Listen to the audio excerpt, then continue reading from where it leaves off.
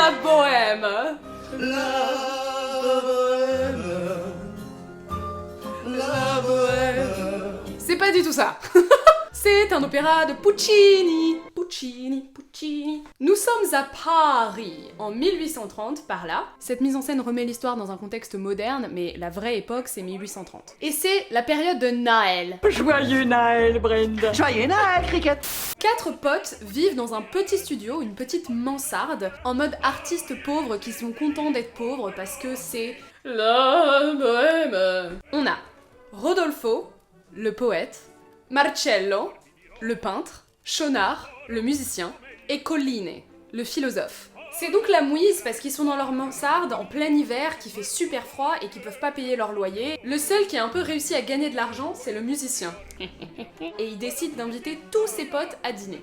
Ils sortent tous, mais Rodolfo reste un peu derrière parce qu'il a un article à terminer. Là, il y a une charmante voisine qui toque à la porte. Sa bougie s'est éteinte, ou dans cette mise en scène moderne, sa clope. Rodolfo la fait rentrer, il lui donne du feu, mais à ce moment-là, elle se sent un peu mal, et elle fait un malaise. Rodolfo, il sait pas trop quoi faire, mais il voit bien qu'elle est malade et que ça va pas du tout. Quand elle revient à elle veut partir, mais elle ne trouve pas ses clés. Dommage. En cherchant la clé, Rodolfo, il commence vraiment à être intéressé par cette demoiselle. Et il est de plus en plus en mode flirty-flirta. Une fois qu'il a trouvé la clé, il lui dit « Oh, tu veux pas rester un peu, que je te raconte qui je suis ?» Et avant même que la nana ait le temps de dire « Ah bah oui, peut-être » ou « Non, désolé, je suis pressé », le gars se lance dans un air de 7 minutes pour expliquer qui il est, en mode poète, quoi. Scrivo, ecco me vivo, vivo. Et du coup, il lui demande de se présenter aussi.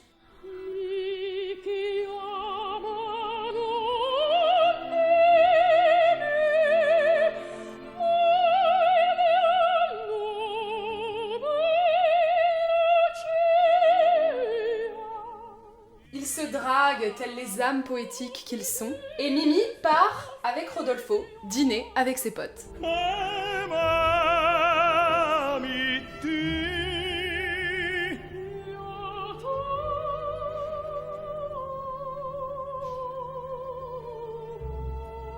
Nous sommes à la terrasse d'un café. Rodolfo et Mimi sont en mode gousi-gouza. Et on découvre le second couple de cet opéra, qui est pas du tout dans le même style. L'ex de Marcello, Musetta, débarque avec un vieux sugar daddy. Et elle chante un air pour rendre Marcello très jaloux.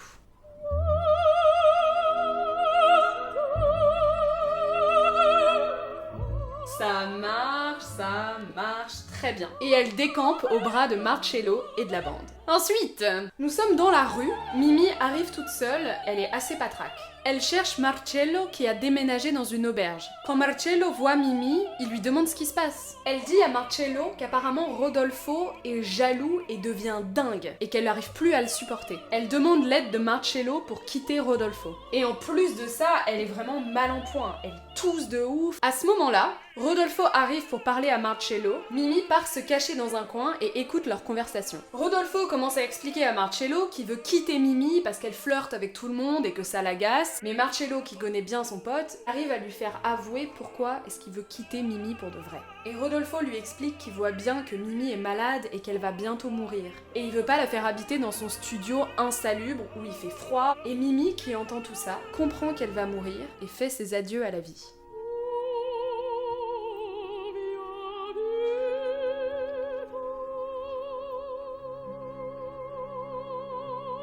Rodolfo la voit et lui dit de rentrer avec eux à l'auberge pour qu'elle se réchauffe. Elle refuse, mais Marcello, lui, y va. Quand ils sont seuls, Mimi quitte Rodolfo en lui donnant des indications de quoi faire avec ses affaires quand elle sera morte.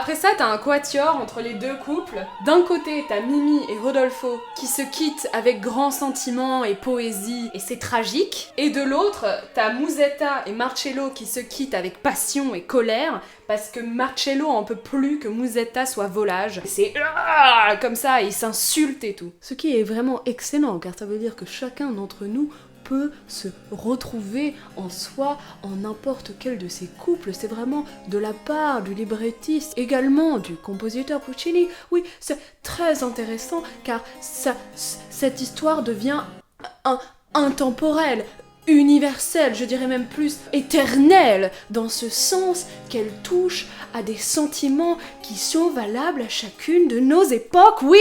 Ensuite, nous sommes de retour dans le studio délabré. Rodolfo et Marcello sont tous les deux dans l'appart en train de chanter leur désespoir amoureux, pendant que leurs potes sont en train d'arriver avec le repas. À ce moment-là, Musetta arrive avec Mimi sous le bras, qu'elle a trouvée quasiment morte dans la rue. Elle raconte qu'elle avait entendu que Mimi avait cassé avec son nouveau mec hyper blindé, et qu'elle l'a trouvée dans la rue toute seule, en train d'errer, en train de mourir, et qu'elle voulait mourir aux côtés de Rodolfo. Je crois que l'ambulance a compris qu'on arrivait à la fin de l'opéra. Ils la mettent tous dans un lit et elle est trop heureuse d'être entourée de tous ses amis. Marcello et Musetta vont vendre les boucles d'oreilles de Musetta pour qu'ils aient de quoi acheter un médicament et faire appel à un docteur. Pendant ce temps-là, les deux amis laissent un peu Rodolfo et Mimi tout seuls. Et elle lui dit qu'elle l'aime et qu'ils s'aiment et ils se rappellent le moment où ils se sont rencontrés et à tel point ils sont amoureux l'un de l'autre. Ils s'aiment tellement, c'est tragique. Mimi s'endort près de Rodolfo, et Musetta, qui est à son chevet, commence à prier. Marcello dit que le docteur arrive, et Rodolfo, il espère encore. Il est là, vous pensez que c'est grave? Vous pensez que ça va aller? Mais ses potes sont en train de réaliser avant lui qu'en fait Mimi, elle dort pas, elle est juste morte. Et c'est vraiment horrible, parce que cette dernière scène, c'est Rodolfo qui est là, ça va aller, ça va aller. Et il y a tous ses potes qui l'entourent et qui lui disent, c'est terminé. Entouré de tous ses potes, il réalise que l'amour de sa vie est morte. Coraggio!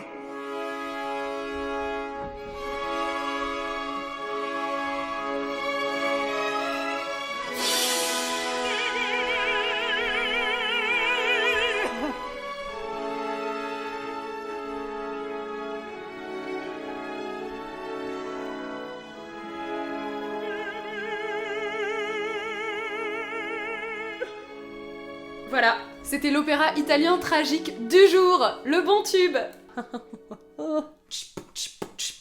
Puccini.